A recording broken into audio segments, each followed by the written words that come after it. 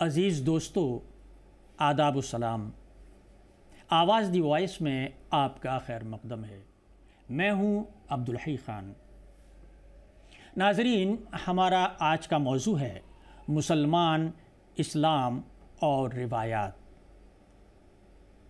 दरअसल ज़्यादातर मौक़े बल्कि ज़्यादातर मुसलमान जो हैं मज़हब के मामले में, शरीयत के मामले में मुख्तलिफ़ तनाज़ात का शिकार रहते हैं और उन पर मज़हब के तई बहुत से इल्ज़ामात भी लगाए जाते रहते हैं और कि आप लोग बहुत पुरानी रिवायात या मुख्तलिफ़ किस्म की रिवायात या मुख्तलिफ़ किस्म के अमल से दो चार हैं।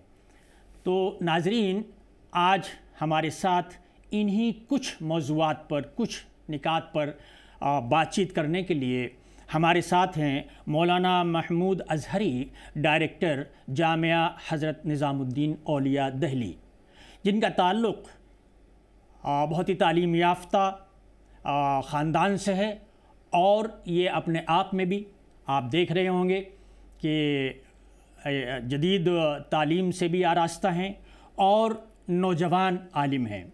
हम इनसे इन्हीं मुख्तलिफ़ निकात पर बातचीत करना चाहेंगे और जिसमें ताकि आपके जहनों से और हमारे हमवतनों के जहनों से बहुत सी मुख्तलिफ़ बातें जो हैं वो उसका इजाला हो सके और जो हकीकत है, सही है, वो सामने आ सके। क़ारी साहब, मेरा पहला सवाल या मैं जिस नुक्ते की तरफ आपकी तवज्जो दिलाना चाहता हूँ वो है मुसलमानों का तशख़्ख़ुस। देखिए, तशख़्ख़ुस के मामले में कई चीज़ें कही जाती हैं क्योंकि मुसलमान ख़ुद अपने आप में, अपने लिबास में, अपने खाने पीने में, अपनी रिवायात में, अपने रहन सहन में और अपने पहनावे में और जगहों के मुसलमानों से मुख्तलिफ़ है। तो यहाँ जब हम तशख़्ख़ुस की बात करते हैं तो उसका मतलब क्या होता है कि तशख़्ख़ुस से सामने वाला क्या समझे? बहुत बहुत शुक्रिया।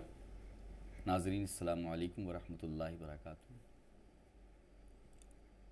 सवाल आज के इस दौर के हिसाब से बहुत अहम है क्योंकि ये वक्त ऐसा है टेक्नोलॉजी का, जदीद ज़राए अबलाग़ का, और अक्सर व बेशतर लोग अपनी ज़िंदगी को बेहतर बनाने में उसी कोशिश में शब व रोज़ गुज़ारते हैं।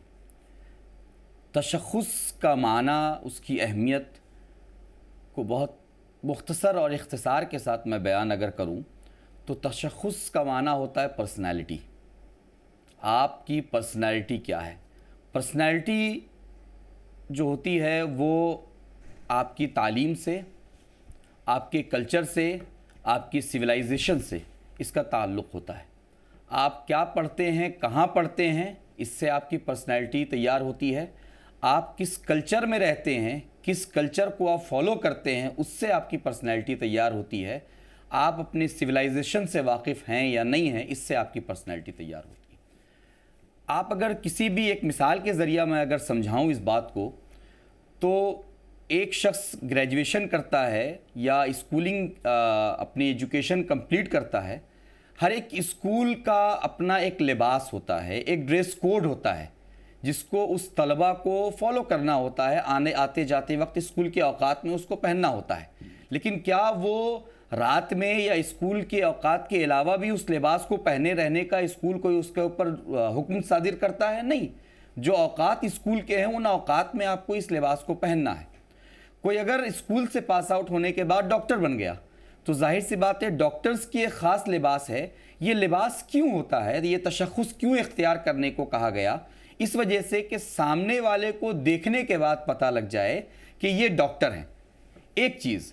दूसरी चीज़, कुरान ने इसको एक वाज़े लफ्ज़ों में फरमाया, बिस्मिल्लाहिर्रहमानिर्रहीम, या बनी आदमा क़द अंज़लना अलैकुम लिबासन युवारी सवातिकुम वरिशा। एक वाज़े तौर पर लिबास के ताल्लुक़ से कुरान ने फरमा दिया। लिबास सिर्फ ये नहीं है कि हम कपड़े पहन लें किसी भी तरह के और उस लिबास में वो कपड़े हमारी कल्चर को ना बताए, वो कपड़े हमारे एजुकेशन को ना बताए, वो कपड़े हमारे सिविलाइजेशन को ना बताए। तशख़्ख़ुस के बारे में आपने सवाल किया। लिबास हमारे तशख़्ख़ुस का एक बहुत अहम हिस्सा है।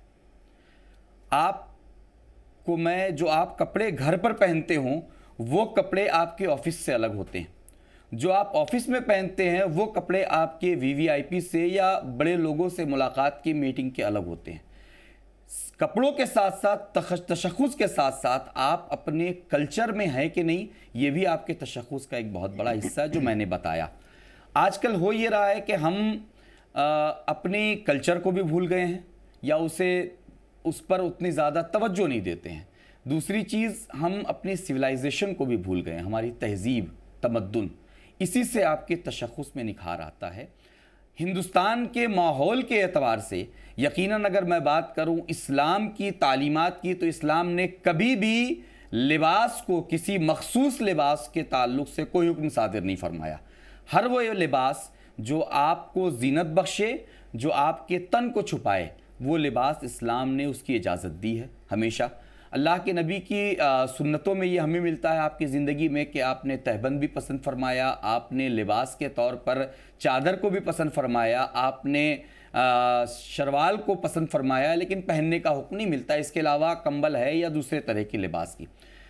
हम जिस माहौल में रहते हैं, जिस दुनिया में जी रहे हैं, कम अज़ कम इतना तो हो कि हमारा तशख़्ख़ुस ऐसा हो कि जिससे हम लगे कि हम अपने कल्चर को फॉलो करते हैं, हम अपने सिविलाइजेशन के जानने वाले हैं। पर्सनालिटी, जो मैंने एक लफ्ज़ कहा सिर्फ कि आपकी पर्सनालिटी क्या है, वही आपका तशख़्ख़ुस है।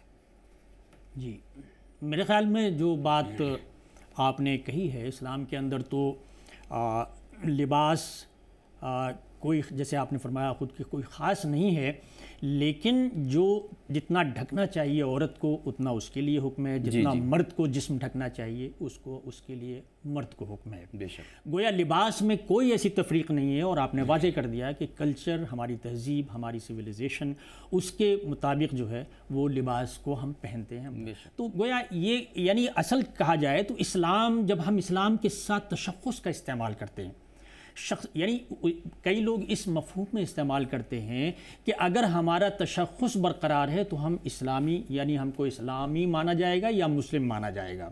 अगर हम वो इस्तेमाल नहीं करते हैं तो हमारा तशख़्ख़ुस नहीं रहेगा। तशख़्ख़ुस नहीं रहेगा, वो उसको इस्लाम से मिला देते हैं। इसको ज़रा सा वाज़ेह करें। देखिए, तशख़्ख़ुस का ताल्लुक़ जो है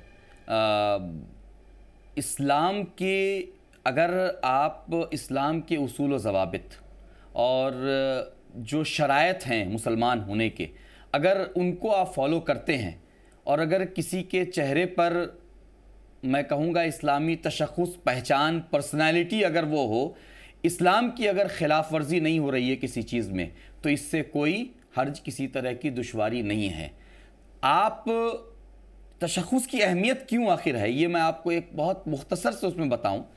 क्योंकि इस्लाम की तबलीग में अल्लाह के नबी सल्लल्लाहु ताला अलैहि वसल्लम ने फरमाया, बुइस्तु लिउतम्मिमा मकारिमल अखलाक, कि मुझे अल्लाह तबारक व ताला ने भेजा है, मेरी बेअसत हुई है ताकि इंसान के अखलाकी कदरों को मैं बुलंद करूं, उसको मुकम्मल करूं।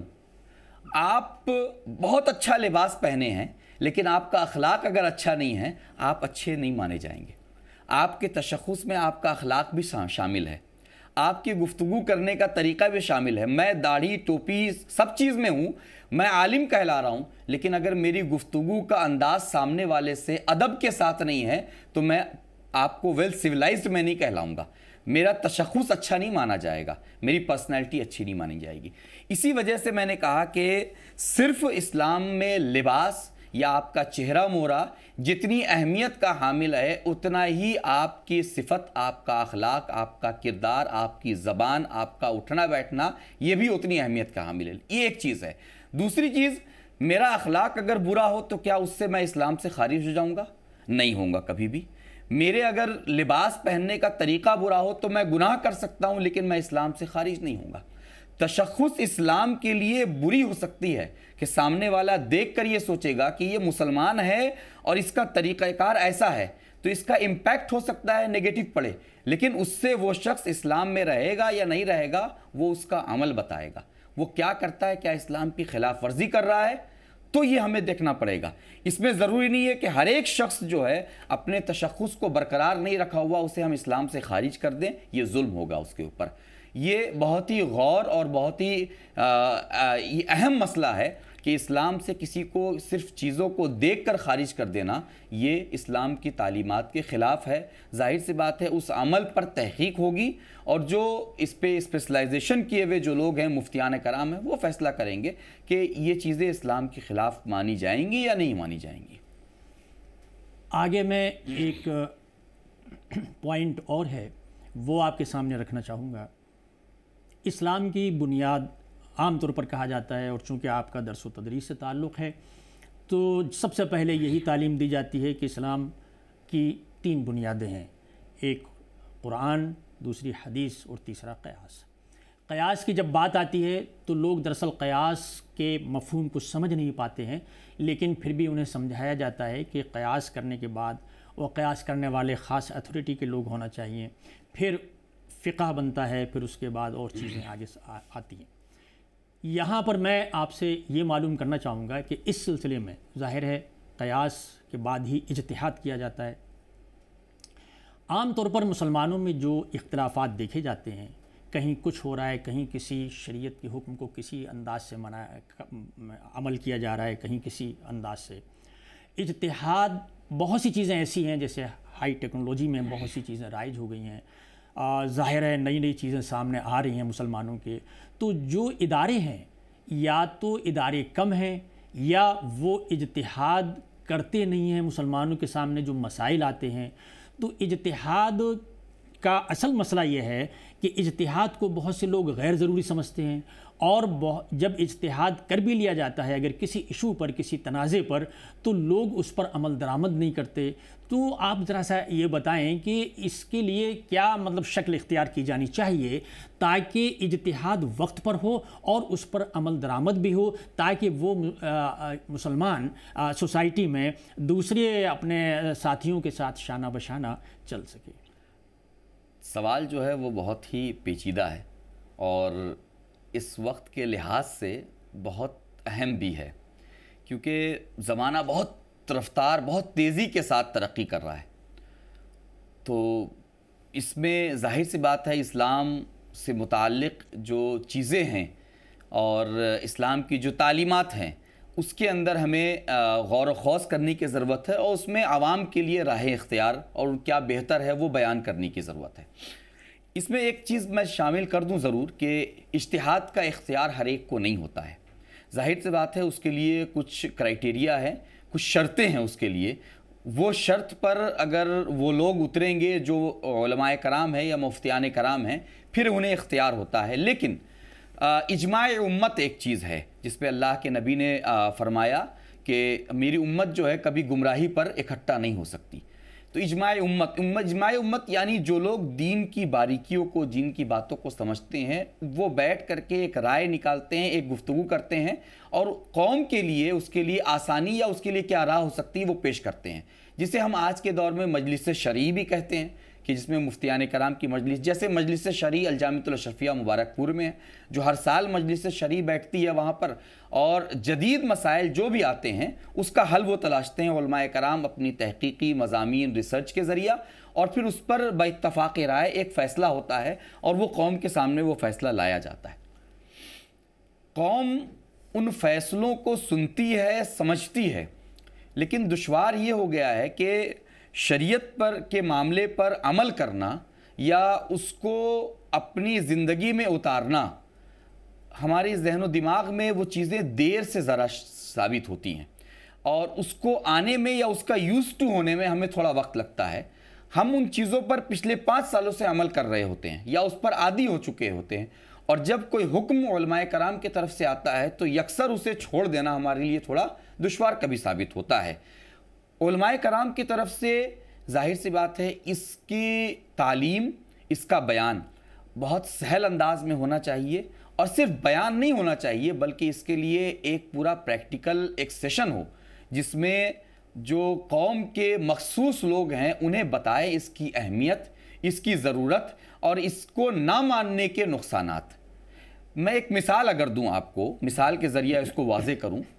आज के दौर में मोबाइल में बहुत तरह के गेम्स आ गए हैं जिस पर पैसे आप इन्वेस्ट करें और उन पैसों को इन्वेस्ट करने के बाद फिर आप गेम खेलें और उन पैसों से फिर आप नफ़ा कमाएं। मुत्तफ़क़ा तौर पर जितनी भी शरई मजलिसें होती हैं हिंदुस्तान में, जहाँ जहाँ भी होती हैं, उन तमाम का ये मानना है कि इस तरह से पैसे लगाना और फिर उससे पैसे कमाना ये जुआ में शामिल होता है। और जुआ आपको मालूम है कि शरीयत में हराम है। लेकिन आज के नौजवान लोगों को अगर मैं ये बताऊं कि आप जो गेम खेल रहे हैं वो जुआ में शामिल हो रहा है, क्योंकि उसमें आपके जीतने की या आपके नफ़ा का मामला आपके हाथ में है ही नहीं। क्यों जुआ बन रहा है? वो इस वजह से कि आपके हाथ में है ही नहीं उसका। यानी आप किसी बिजनेस में अगर पैसा इन्वेस्ट करें तो आप उसमें इन्वॉल्व रहते हैं, बिजनेस की पेचीदगियों को आप जानते हैं, मार्केट के हालात से वाकिफ रहते हैं। आपके पास एक आइटम होता है उसमें जिसको आप लगाते हैं, ख़रीदते हैं, जिसको बेचते हैं, वो उसमें आपका इख्तियार, आपका अमल दखल होता है। लेकिन यहाँ पर जिस कंपनी को पैसा दे रहे हैं वो कंपनी आपको नफ़ा देगी नहीं देगी, उसमें इख्तियार आपके हाथ में होता ही नहीं है। और ज़्यादातर इम्कानात इसमें ये होते हैं कि 10 बार अगर पैसे लगाएंगे तो एक बार नफ़ा होगा, 9 बार आपको नुकसान होता है। इसी वजह से ये जुआ है। लेकिन नौजवानों को वाज़े तौर पर उलमाए कराम ने बताया कि इस तरह के गेम को खेलना अपने मोबाइल में, उसमें मुलविस होना, ये जुआ है। और आज आप 100 रुपये लगा रहे हैं, कल आप इस मोबाइल को छोड़कर किसी जुआ खाने में जाएंगे लगाने के लिए, जहाँ आप 1000 लगाएंगे, जहाँ आप लाख लगाएंगे। ये वाज़े बयान किया जा चुका। लेकिन होता ये है कि ये तरीक़ा ज़रा सहल है। कहीं और नौकरी करना, वहाँ 8 घंटे नौकरी करनी पड़ेगी, जा करके वक्त पर पहुँचना पड़ेगा, वक्त से आना पड़ेगा, वहाँ पर पाबंदी लाजमी होगी। यहाँ पर ये चीज़ें आपके सामने नहीं होती हैं, तो हम क्या है उस पर पैसे लगाते हैं और उसको जायज़ समझकर अगर खेलते हैं या उसको नफ़ा बख्श समझकर खेलते हैं, तो होता क्या है कि हम इसके आदी हो जाते हैं। हमें वाज़े तौर पर बता दिया गया, हर तरफ से इसकी वाज़े बयान आ गया कि इस तरह की चीज़ें जिसमें आपका नुकसान हो। और नए नए शरई फैसले हमेशा वो जो आते हैं वो आवाम के सामने लाए भी जाते हैं, लेकिन हमें ज़माने की मसरूफियात की वजह से उस पर अमल करने में ताख़ीर हो जाती है। तो मैं ये गुजारिश करूँगा, जितनी ज़िम्मेदारी उलमाए कराम की है एक मसले की तहकीक करके उसके लिए आसानियाँ फ़राहम करना या उसके रास्ते फ़राहम करना, उतनी ही हर एक मुसलमान की भी है कि उन जदीद मसाइल से हम अहले इल्म से रुजू करें। आप जब बीमार होते हैं तो किसी कंपाउंडर के पास नहीं जाते हैं, किसी डॉक्टर के पास जाते हैं। तो शरीयत का जब मामला आए तो जब उसमें आपको शुकूक व शुबहात हो तो आप किसी आम फहम आदमी से ना पूछें, बल्कि अहले इल्म से पूछें, उलमा से पूछें इसके बारे में।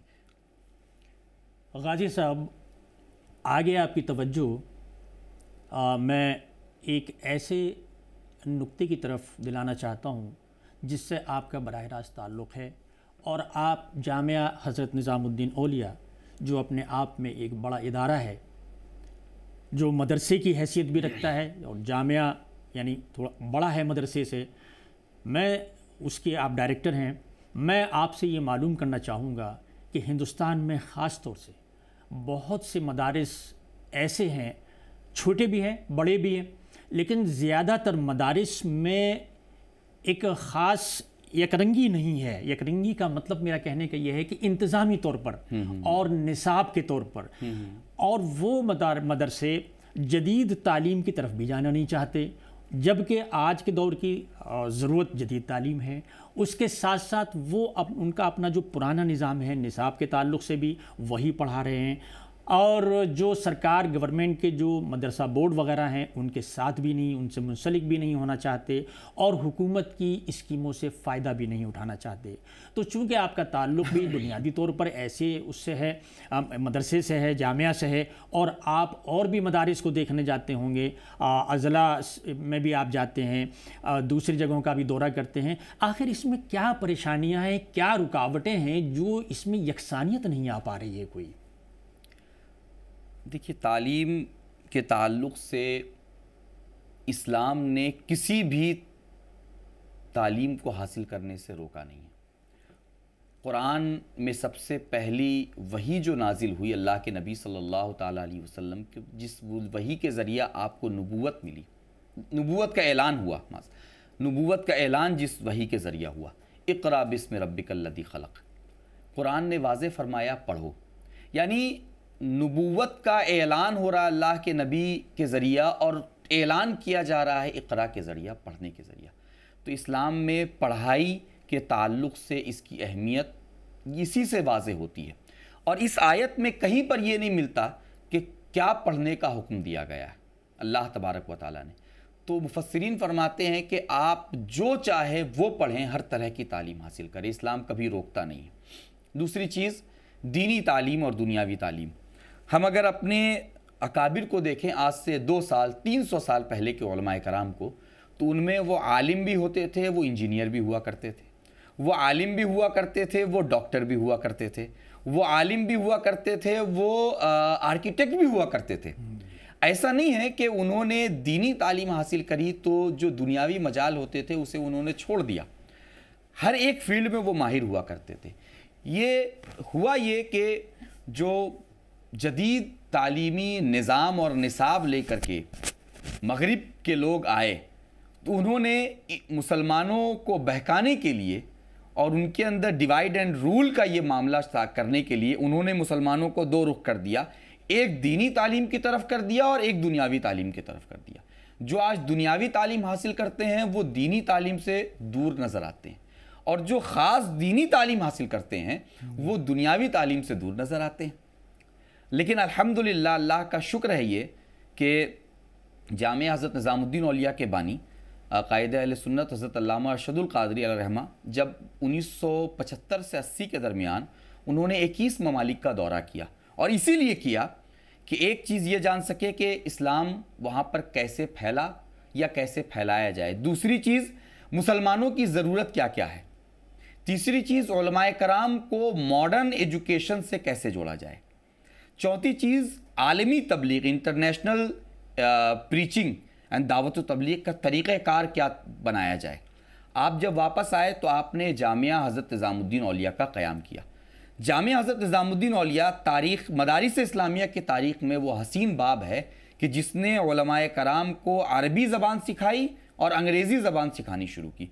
उस वक्त में जामिया का क़याम हुआ जब मदारिस में अंग्रेज़ी ज़बान का तसव्वुर भी नहीं था। आपने शायद फ्रांसीसी ज़बान में भी कुछ, और इस साल से हम लोगों ने, यानी वो तो उस दौर में भी था जामिया निज़ामुद्दीन औलिया, और इस दौर में 21वीं सदी में शायद मदरसों में ये पहला मदरसा होगा जामिया हज़रत निज़ामुद्दीन औलिया जिसने उलमाए कराम को अंग्रेज़ी अरबी के साथ फ्रेंच लैंग्वेज भी शुरू करवा दी है, जिसकी तालीम हो रही है।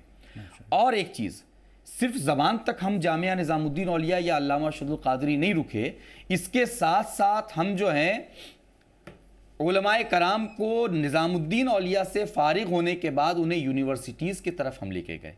आज जामिया निज़ामुद्दीन औलिया के फ़ारिग उलमाए कराम में मैं 50 लोगों के नाम आपको गिना दूं जो आज प्रोफेसर्स और लेक्चरर्स हैं हिंदुस्तान की मुख्तलिफ़ यूनिवर्सिटीज़ में। एक बात, थोड़ी सी बात तवील हो रही है, इसके लिए माजरत मैं आपको बताऊँ। जिद्दत कैसे आएगी, कैसे ये चीज़ें बढ़ रही हैं और कितनी आसानी और शांति के साथ ये चीज़ बढ़ रही हैं, उसको आप इन बातों से समझिएगा। हमारे इदारे से निकले हुए आज तलबा यूपीएससी में भी, कॉम्पिटिटिव एग्ज़ाम में भी बैठ रहे हैं। अल्हम्दुलिल्लाह एमबीए भी कर रहे हैं बच्चे निकल के। उलमाए कराम है, वो तमाम उलमाए कराम है जिनकी मैं बात कर रहा हूँ। मदरसों में आज तब्दीली आ रही है।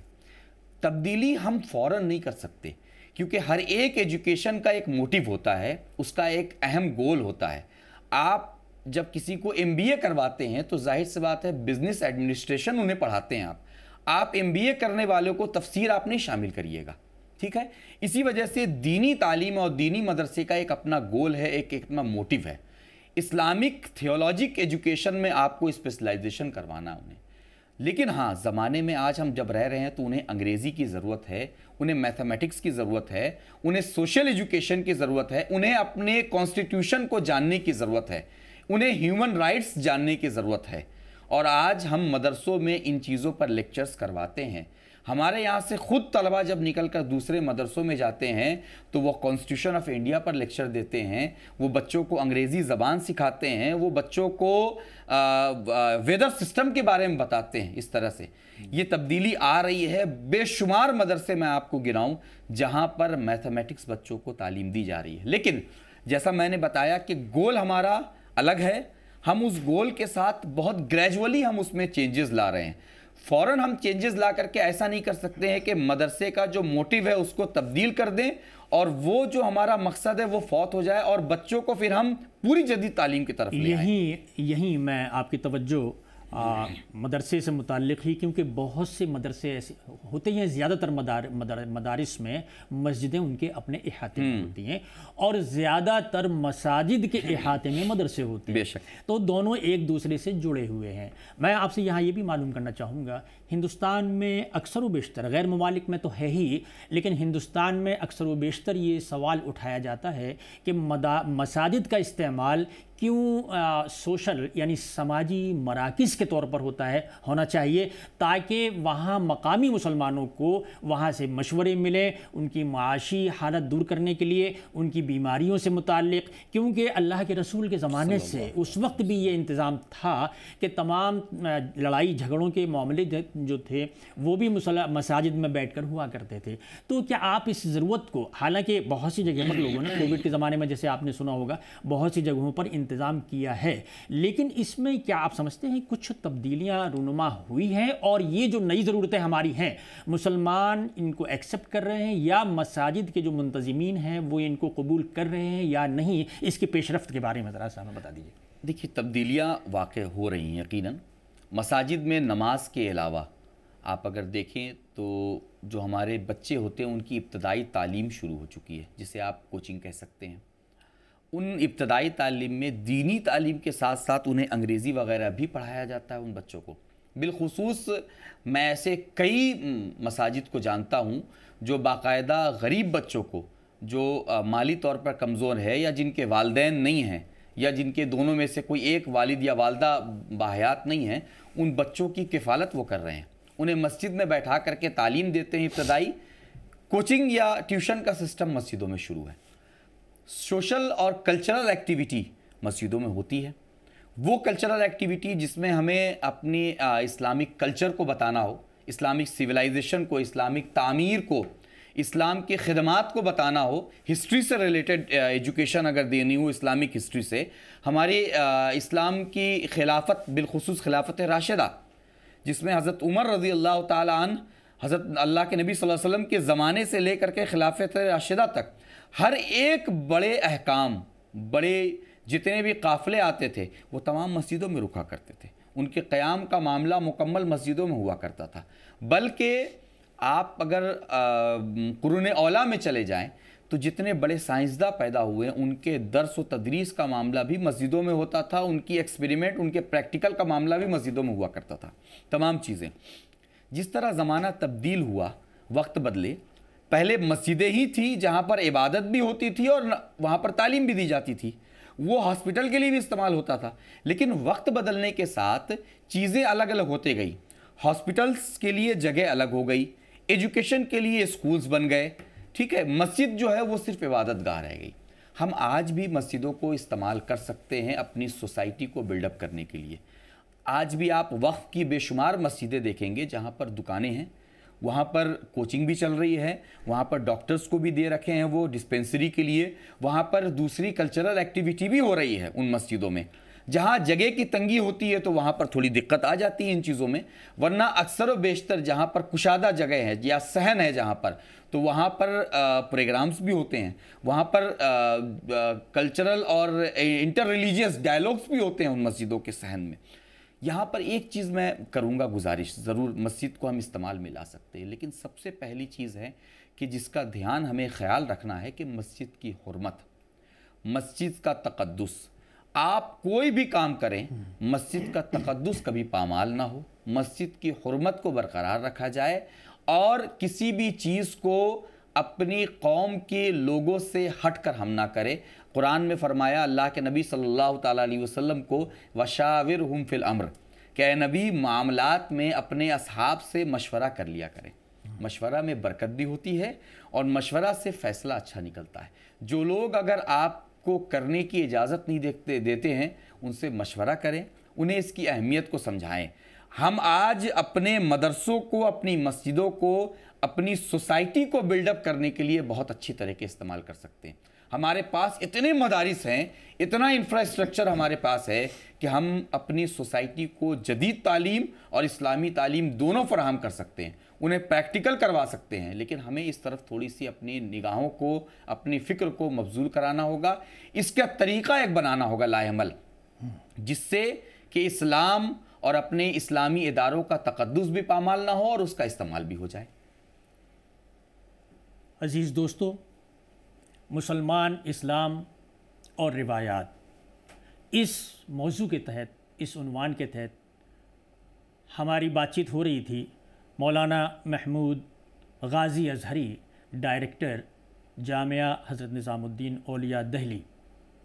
नाज़रीन, आवाज़ दी वॉइस उम्मीद करता है कि ये जो मुतनाज़ा मसाइल, मुतनाज़ा उमूर वाबस्ता हैं मुसलमानों के साथ, मुस्लिम सोसाइटी के साथ, उम्मीद है कि उनमें जो गलतफ़हमियाँ एक दूसरे के अंदर बसी हुई हैं उनको निकालने में मदद मिलेगी।